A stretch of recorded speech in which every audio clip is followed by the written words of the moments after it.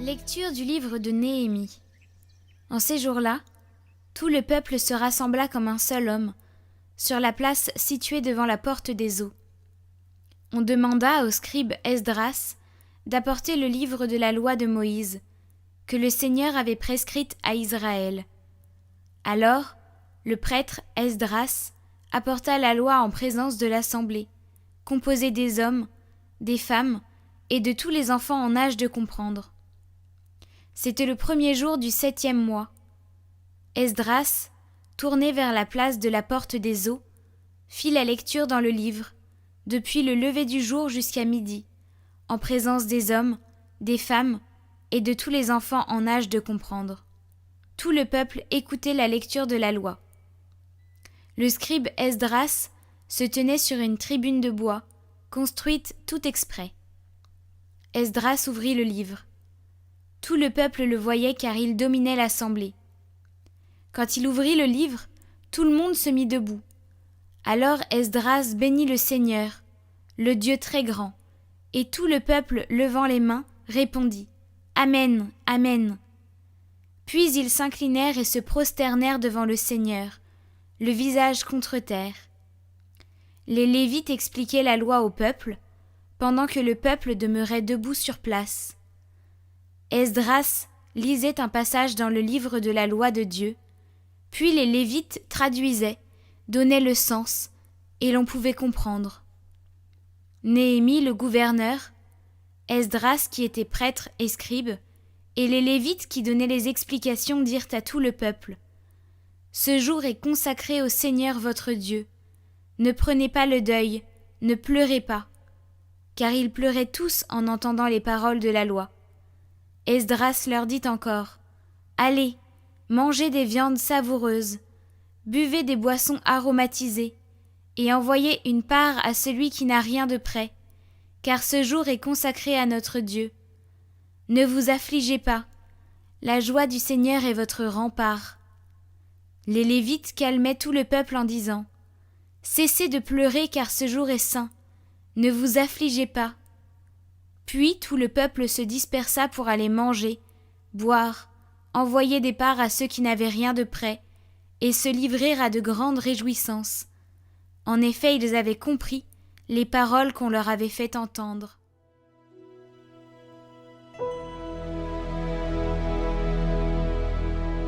Les préceptes du Seigneur sont droits, ils réjouissent le cœur.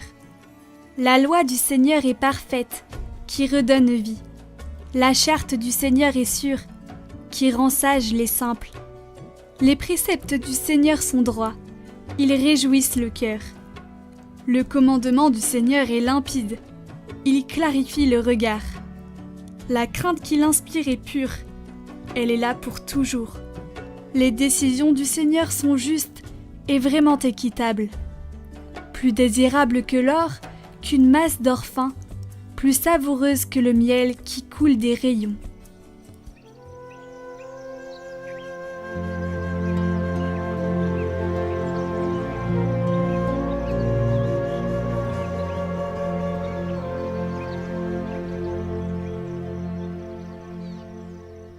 Évangile de Jésus-Christ selon saint Luc. En ce temps-là, parmi les disciples, le Seigneur en désigna encore 72, et il les envoya 2 par 2 en avant de lui, en toute ville et localité où lui-même allait se rendre. Il leur dit : « La moisson est abondante, mais les ouvriers sont peu nombreux. Priez donc le maître de la moisson d'envoyer des ouvriers pour sa moisson. Allez, voici que je vous envoie comme des agneaux au milieu des loups. Ne portez ni bourse, ni sac, ni sandales, et ne saluez personne en chemin.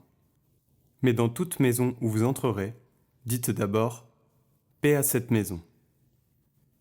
S'il y a là un ami de la paix, votre paix ira reposer sur lui. Sinon, elle reviendra sur vous. Restez dans cette maison, mangeant et buvant ce que l'on vous sert, car l'ouvrier mérite son salaire. Ne passez pas de maison en maison. Dans toute ville où vous entrerez et où vous serez accueillis, mangez ce qui vous est présenté. Guérissez les malades qui s'y trouvent et dites-leur : le règne de Dieu s'est approché de vous. Mais dans toute ville où vous entrerez et où vous ne serez pas accueillis, allez sur les places et dites : Même la poussière de votre ville, collée à nos pieds, nous l'enlevons pour vous la laisser. Toutefois, sachez-le, le règne de Dieu s'est approché. Je vous le déclare, au dernier jour, Sodome sera mieux traitée que cette ville.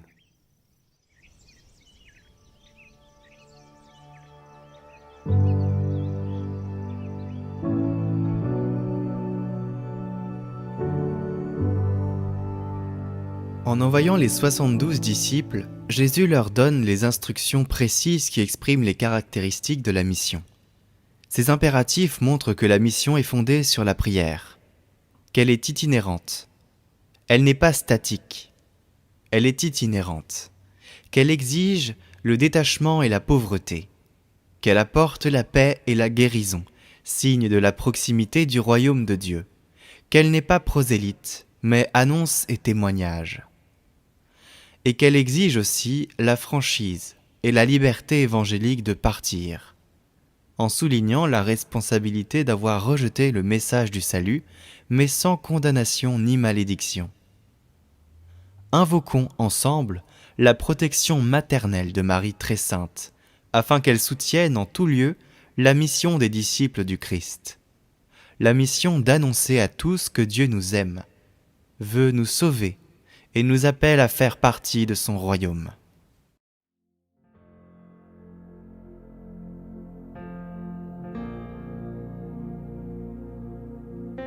Se plonger dans l'océan infini de la miséricorde de Dieu. Voici ce que dit Jésus à Sainte Faustine lors d'une visite.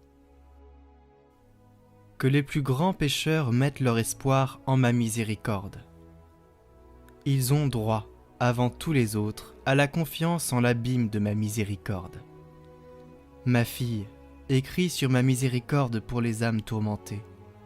Les âmes qui s'adressent à ma miséricorde me réjouissent. À de telles âmes, j'accorde des grâces bien au-dessus de leurs désirs. Je ne peux punir même le plus grand pécheur s'il invoque ma pitié, mais je l'excuse en mon insondable et inconcevable miséricorde. Écris, avant de venir comme juge équitable, j'ouvre d'abord toutes grandes les portes de ma miséricorde. Qui ne veut pas passer par la porte de ma miséricorde, doit passer par la porte de ma justice.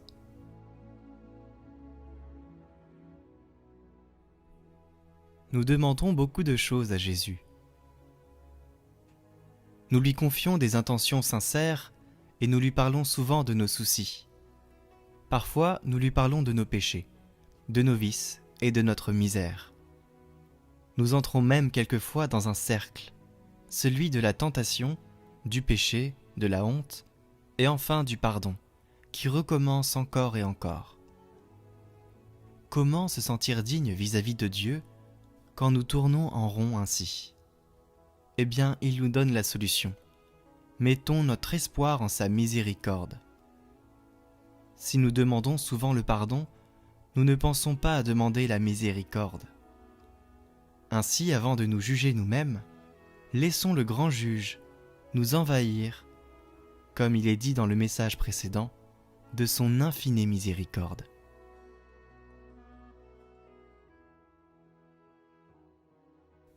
Récitons cette prière ensemble. Jésus, j'ai confiance en toi. Jésus, j'ai confiance en toi. Jésus, j'ai confiance en toi.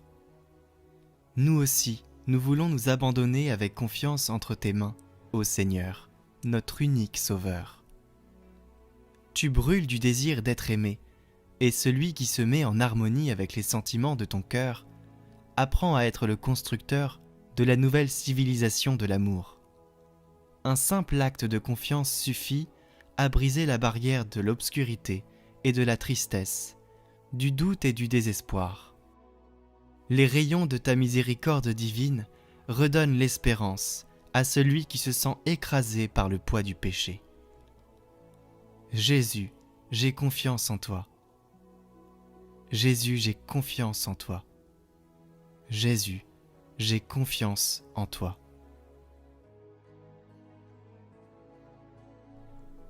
Nous pouvons faire cette oraison. Je me visualise, moi, devant l'océan infini de la miséricorde de Dieu, et non seulement je l'accueille, mais je la demande, cette miséricorde divine. J'y plonge en toute confiance.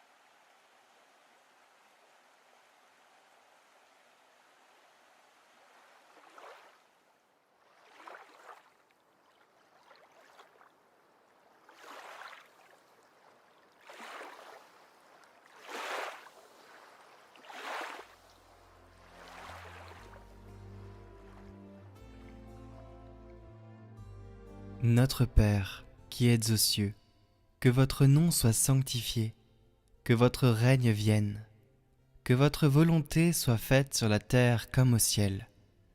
Donnez-nous aujourd'hui notre pain de ce jour. Pardonnez-nous nos offenses, comme nous pardonnons aussi à ceux qui nous ont offensés. Et ne nous laissez pas entrer en tentation, mais délivrez-nous du mal. Amen. Je vous salue Marie, pleine de grâce, le Seigneur est avec vous. Vous êtes bénie entre toutes les femmes, et Jésus, le fruit de vos entrailles, est béni. Sainte Marie, Mère de Dieu, priez pour nous, pauvres pécheurs, maintenant et à l'heure de notre mort. Amen. Gloire au Père et au Fils et au Saint-Esprit, comme il était au commencement, maintenant et pour les siècles des siècles. Amen.